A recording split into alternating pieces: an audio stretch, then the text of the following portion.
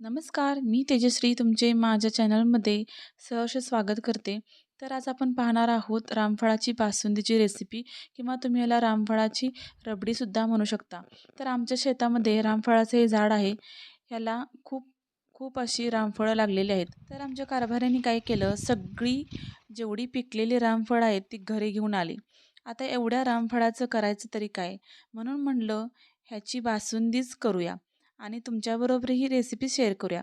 तर मी यासाठी घेतलेले आहेत 2 मोठ्या आकाराचे रामफळ. हे रामफळ छान प्रकारे असं पिकलेलं आहे. ह्याला असा मोठा देठ असतो तो आपल्याला काढून घ्यायचा आहे. आणि दोन्ही रामफळाची मी आता देठ काढून घेतलेली आहेत. आता आपल्याला ही वरची जी साल आहे ती आपल्याला काढून घ्यायची आहे. जर रामफळ व्यवस्थित पिकलेलं असेल तर ही साल सहजरित्या निघून जाते. जर कच्चा असेल तर ते व्यवस्थित निघत नाही आणि आपल्या बासुंदीची टेस्ट ही छान अशी लागत नाही. त्यामुळे आपल्याला असं पिकलेलं बघूनच रामफळ घ्यायचं आहे. तर मी अशा प्रकारे सगळी मी साल काढून घेणार आहे. आता मी दोन्ही रामफळाची साल काढून घेतलेली आहे. आता साल काढून झाली, की आता आपल्याला एका चमच्याच्या सहाय्याने हे रामफळ असं फोडून घ्यायचं आहे आणि आपल्याला ह्याच्या बिया वेगळ्या करायच्या आहेत आणि गर असतो तो वेगळा करून घ्यायचा आहे. मी चमच्याने ह्याला फोडून घेत आहे आणि आपल्याला एक असं स्मॅशर असतो घरी प्रत्येकाच्या. जर नसेल तरी चमच्याने जरी असं स्मॅश केलं तरी चालतंय. माझ्याकडे आहे म्हणून मी आता ह्याचा वापर करते. तर मी ह्याला अशा प्रकारे चमच्याने थोडंसं स्मॅश करून घेणार आहे आणि आता आपल्याला काय करायचं आहे, छान प्रकारे स्मॅश करून झालं, की आपल्याला एक छोटी पाटी किंवा छोटंसं भांडं घ्यायचं आहे आणि त्याच्यावर आपण जी पुरण वाटतो, ती चाळण असते, ती तर प्रत्येकाच्या घरी असतेच. ती वापरून आपल्याला ह्याचं गर आणि बिया सेपरेट करायच्या आहेत. तर मी ह्याच्यामध्ये एक अर्धा भाग ह्याचा घेणार आहे आणि चमच्याने थोडंसं प्रेस करून करून ह्याचा गर आहे तो खाली पाडून घेणार आहे आणि बिया आपल्या वरती राहणार आणि गर आणि बिया सेपरेट सेपरेट करून घेणार आहे मी. तर अशा प्रकारे आपल्याला थोडंसं प्रेस करायचं आहे, जेणेकरून ह्याचा गर पूर्ण खाली उतरेल आणि तुम्ही बघू शकता अशा प्रकारे आपल्याला गर सेपरेट करून घ्यायचा आहे. आता मी राहिलेला जो भाग होता आपला, तो मी ह्याच्यामध्ये घालते आणि ह्याला प्रेस करून करून ह्याचा गर सेपरेट करते. अशा एक-एक जरी बिया काढायच्या म्हटलं तर आपल्याला खूप वेळ लागतो.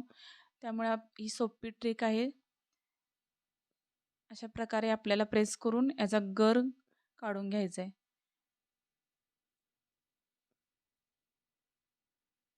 आपला रामफळाचा गर आणि बिया सेपरेट करून झाल्यात. तुम्ही बघू शकताय किती अशी फाईन पेस्ट असल्यासारखा गर आपला दिसतोय.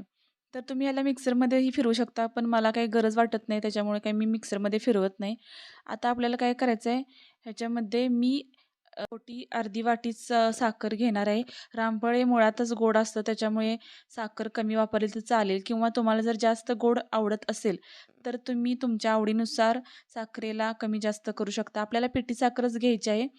कारण जर मोठी साखर घेतली तर विरघळायला थोडासा त्रास होतो. पिठी साखर ही पटकन अ, विरघळली जाते. आता आपल्याला काय करायचं आहे, हे जर आत्ताच तुम्हाला खायचं असेल तर ह्याच्यामध्ये दूध घालायचं आहे. तर मी आत्ता खायला घेणार आहे त्याच्यामुळे मी थोडं-थोडं दूध घालून ह्याला मिक्स करणार आहे. मिक्स करून घ्यायचं आहे आपल्याला. जास्त म्हणजे लवकर जर खाणार नसाल तर थोडंसं फ्रिजमध्ये ठेवायचं आणि तुम्ही ज्यावेळेस खायला घेणार आहे त्यावेळेस दूध घालून तुम्ही खायला घेऊ शकता, नाहीतर हे काळं पडतं. तर आपल्याला हे मिक्स करून झालेलं आहे आणि ह्याच्यावरती मी जायफळ आणि वेलदोड्याची पूड घालून घेणार आहे. ह्याच्यामुळे या बासुंदीला खूप मस्त असा फ्लेवर येतो आणि खूप छान चव येते ह्याला.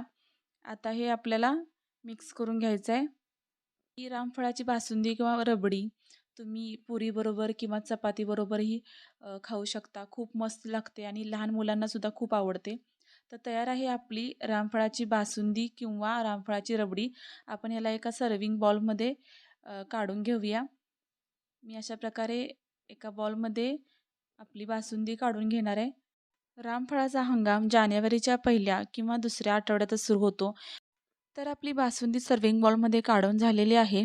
आता ह्याच्यावरतून मी टाकणार आहे गार्निशिंगसाठी बदामाचे आणि काजूचे काप. अ, तर तुम्हाला जर पिस्ता आवडत असेल तर तुम्ही पिस्त्याचे हे काप टाकू शकता. आणि आपल्याला टाकायचं आहे केशरच्या 2 ते 4 काड्या. जर केशर तुम्हाला आवडत असेल तर टाकू शकता. जर नाही आवडत असेल तर नाही टाकलं तरी काही हरकत नाही. तर अशा प्रकारे तयार आहे आपली रामफळाची बासुंदी किंवा रामफळाची रबडी. टेस्टला खूपच मस्त लागते. तुम्ही नक्की ट्राय करून बघा. आणि व्हिडिओ आवडला असेल तर प्लीज व्हिडिओला लाईक करा, चॅनलला सबस्क्राईब करा आणि शेअर करा. धन्यवाद.